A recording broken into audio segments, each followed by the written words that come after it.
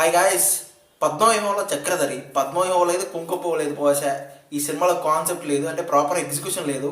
ఒక రాయలసీమ యాసలో ఒక love story అయితే క్రైమ్ అండ్ థ్రిల్లర్గా ట్రై చేశారు. అంటే క్రైమ్ కాదు, ఒక థ్రిల్లర్గా ట్రై చేశారు. కాకపోతే ప్రాపర్గా ఎగ్జిక్యూషన్ చేయలేదు అనిపించింది. నాకు కొంచెం స్లోగా ఉన్న ఫీలింగ్ అయితే అనిపించింది. స్టార్టింగ్ నుంచి ఎండింగ్ వరకు మ్యాక్సిమం స్లోగానే ఉంటుంది.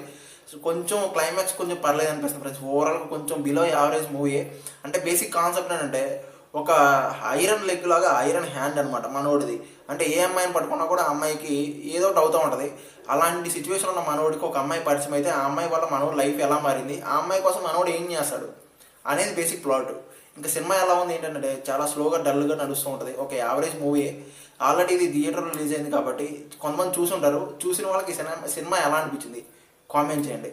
ఇంకొక డౌట్ ఏంటంటే, యానిమల్ సినిమాలో సందీప్ రెడ్డి వంగ డైరెక్ట్ చేసిన యానిమల్ సినిమా ఉంది కదా, అందులో హీరో పేరేంటి కామెంట్ చేయండి. సినిమా ఒరిజినల్ పేరు కాదు, సినిమాలో ఉన్న పేరు.